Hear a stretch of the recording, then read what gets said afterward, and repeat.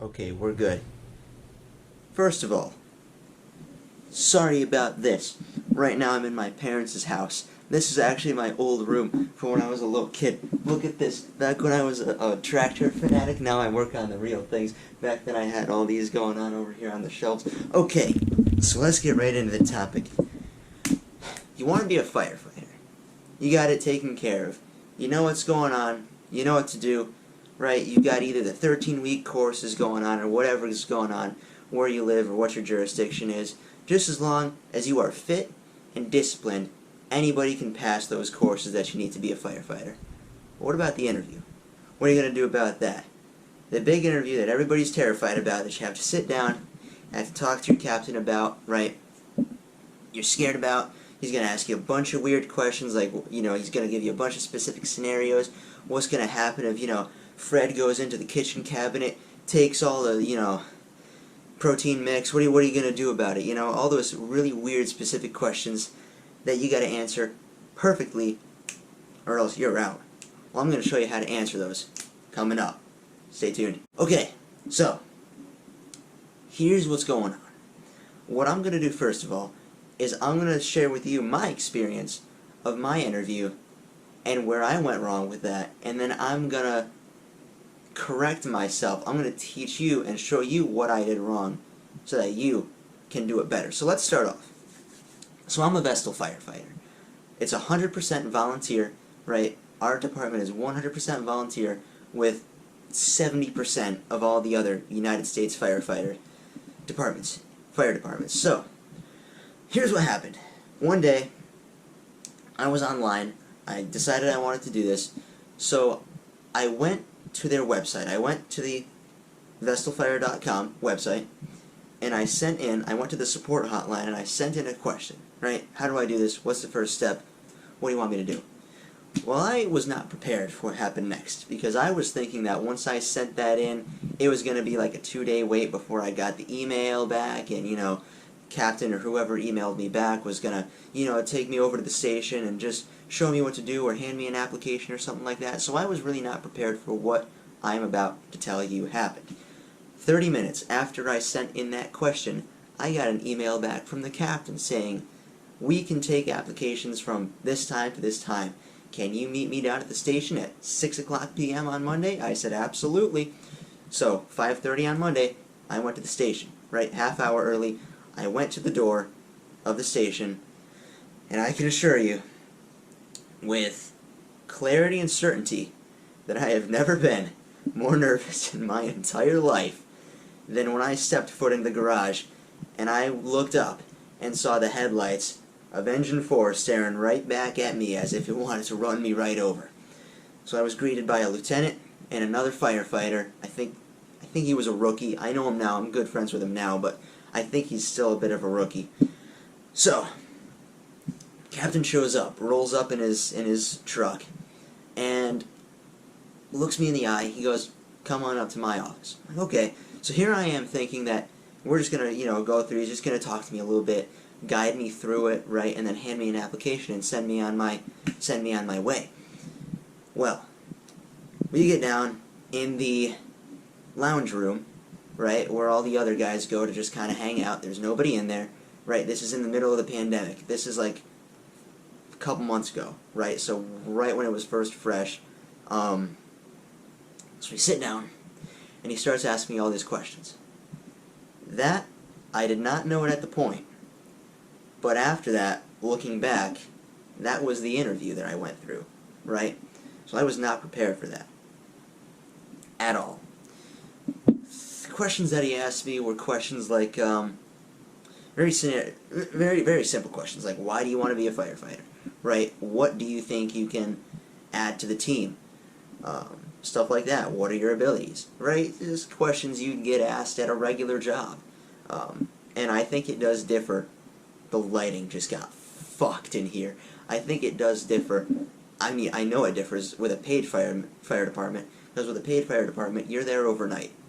You're there for 2 days at a time. You're there for, be it, a day on, a day off, a day on, a day off, and then, so much time off, and then back to the schedule, depending on the jurisdiction, depending on the department, depending on the station you're in. Your schedule will change, but most likely you're going to be there for multiple nights, right? So you are literally going to become extended family. All firefighters, all of our fellow firefighters are extended family, right? Well, we have such a tight-knit camaraderie in there that it's very hard to break, but with a paid fire department, it's going to be a lot harder, because with a paid fire department, you're going to be around each other a lot more. Whereas my department, my station, for example, we only get together Monday nights for training, and then when there's a fire, we go. So it will differ a lot. But I made some mistakes. Here are the mistakes I made. So, first mistake I made was, whenever he asked me something, I responded by saying, well, this is because, or this is the way it is, or this is, or that is, or whatever. Where then I should have said, I learned that this is the way it is, I learned that that is, or I learned that this is because. Here's why. I was doing my best to try not to sound arrogant, to try not to sound, cocky or anything like that. So when he asked me, what are your skills, what do you have to offer, I didn't tell him I was a world champion powerlifter, I didn't tell him I was a mechanic, I didn't tell him, anything about that. What I did say was, I am a professional powerlifter. I am mechanically inclined, I can do this and that. But what I forgot to do was put in the fact that I don't know anything, right? So when I have to say, like, well, when the captain asked me, why do you think that blah, blah, blah, blah, blah, whatever he asked the question is, when I respond, well, this is because blah, blah, blah, blah, blah, as my answer, that's wrong. You don't do that, right? Because most likely what he's going to ask you is some sort of a firefighter-related question, like, why is this question, whatever, right? Let's face it, once you get into that station, you are the tiny, ugly little bottom feeder at the bottom of the ocean, right? With the sharks at the top, you're at the bottom, you don't know jack shit, right? Whether you want to admit it or not, you're probably going to be clueless. As was I, as I still am. But you want to point that out. Don't be afraid to point that out. That's what he wants to see. What they are asking you is not necessarily going to be within the training. What they're asking you is not because they want to see how much you know about firefighting. They want to ask you that because they want to hear not your answer, but what kind of answer you give. Does that make sense? They don't want to see your answer. They do not want to hear the answer. They don't care about your answer. They'll fix your answer once you get into training. They don't care about it. What they want to hear is what kind of answer you give. Is it arrogant? Is it know-it-all? Is it too... Is it not... Do you not have a backbone or something, right? Do you not have charisma? Are you not the type of people they want to work with? During the interview, I think, this is what I think personally, and this could differ, I think what they really want to get to in the interview is they want to see if you are the type of person that they want as family, that they want to hang around.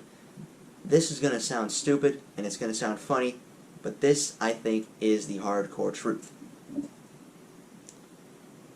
You have to be friends with all the other firefighters in your department in order to successfully get the position. It's like being in a band. I remember when I was trying out for a band, and I remember looking at other band auditions, right? And I remember back when Dream Theater, because yes, this was when I was a little puppy, back when Dream Theater was introducing their percussionist, Mike Mangini. During his interview after his audition, Mike Mangini said something along the lines of, they're finding a soulmate. It's like marriage, right? They're finding someone that they want to hang around, someone that they want as family. Would I like it if one of my fellow firefighters, with an arrogant, know-it-all bastard who really did not know anything, No, I wouldn't.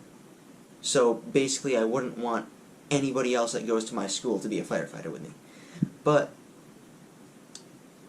I think that's what they're trying to find out, honestly. Don't be afraid to get a wrong answer, because there are no wrong answers. There are no wrong answers in an interview. Here's a good sign, by the way. If you successfully pass your interview, this is what I learned. Both my jobs, being a firefighter and working at my shitty job at Home Goods, both interviews had something in common that were pointers to me. They stuck out like a sore thumb, and they said, you just won the position. Here's what they are. Very important to listen to. After the interview, after the actual questions, the organized questions are done, see if who's ever interviewing you is continuing to talk to you. That's what my manager did back when I first auditioned for a position at Home Goods, right? After the interview, she specifically said, well, you know, the actual interviews part is done. And she basically, you know, threw the papers out and just kind of sat back and started talking to me. Obviously, she wants to talk to you, if that's the case. Same thing with my captain. I remember halfway through my interview, right, captain said, what qualities do you have? This is good, by the way. The way I answered, I think this is probably one of the best things I said in the interview. When he said, what kind of qualities do you have? It wasn't that I'm a world champion powerlifter. It wasn't that I'm, you know, a mechanic. It wasn't that I'm any of that, a runner or any of that. It was that I'm good with people, right? I'm a good teammate. That's what I said. You know, I said, with all humility, Captain, I'm a good teammate. I know how to treat people, and when people have problems, for example, in my school that I go to, if anybody has problems, they will come to me, and they'll ask me for help with their problems, because they know that they can trust me. And I just kind of continue to work on that and make sure that people that can continue to trust me with their problems. And I want to continue to grow in that field. And that, I think, was the moment that I won the interview. Because after that, Captain puts down the papers, puts his head like that, just kind of leans back, and just kind of starts talking. Just starts telling me about the station, what's going to happen in the future, right? Stuff like that. You know, and there were a few things that you know, we just kind of talked about. That is what you're looking for, I think. Now, I've had two experiences, and they were the exact same. Could that be a pure coincidence that both of those things happened? Absolutely. Absolutely. There were only two of them. But I doubt it. I doubt that those are just pure coincidences, that both interviewers had the same thing going on. I doubt it. I think that that was because of the way I handled their questions. So, in conclusion, don't get nervous. Don't get nervous, because that's going to hurt you. People can see if you're nervous. Whether you want to admit it or not, people can see if you're nervous. Look at me right now. Can you see if I'm nervous? Well, actually, I don't know. I don't know if you can. But, regardless, people can see if you're nervous. They can sense you, okay? And you can't do that, because what that is going to say is, when there's an urgent situation, you're probably not going to be able to handle that, right? You're setting a first impression. You want to make sure that you're in the right mindset, and that you're not totally subconscious and going nuts in front of the very guys that you are going to be spending either a lot of time with or 48 to 72 hours at a time with. So you want to make sure that you are not nervous, that you set a good first impression. Don't be afraid of the questions either, right? When the captain or whoever it is, and this kind of goes for all things, honestly, whoever's interviewing you starts asking you specific questions about the job itself, don't get nervous about it, right? Just handle it accordingly. Don't be afraid to make mistakes, because in an interview, there really are no wrong answers oftentimes. Just be careful about your charisma, right? How you handle yourself. Don't be nervous, right? Don't be a show-off. Be humble, but at the same time, be bold, right? There's a lot of competition with fire departments, okay? Everybody wants to be a firefighter. Everybody, right? So you're gonna have a lot of candidates, right? You don't want to show off, but you want to say to them in a humble way, look at me, I stand out, I can do this, pick me to do this job, here's why, right? And then give them reasons. And one of the ways to say this is honestly just by saying, before everything, before he asks you, or after he asks you the question, say, well, Captain, well, ma'am, well, sir, I say this with all humility, and I'm, very fortunate to have this happen, whatever your skills are, okay? Make sure that you stay down to earth, but make sure that you tell them what they need to hear. Make sure you give them reassurance that you will be there for them when they need help. Okay? And say that straight up. Say that straight up. So there you go. Stay humble. Stay calm. Stay bold. Stand out. Don't be afraid to make mistakes. That's it. That's it. Those are your 5 things. Right? You can do those, you can do anything. Okay? Whether you're going through a 13-week course or you're going through a bunch of weird-ass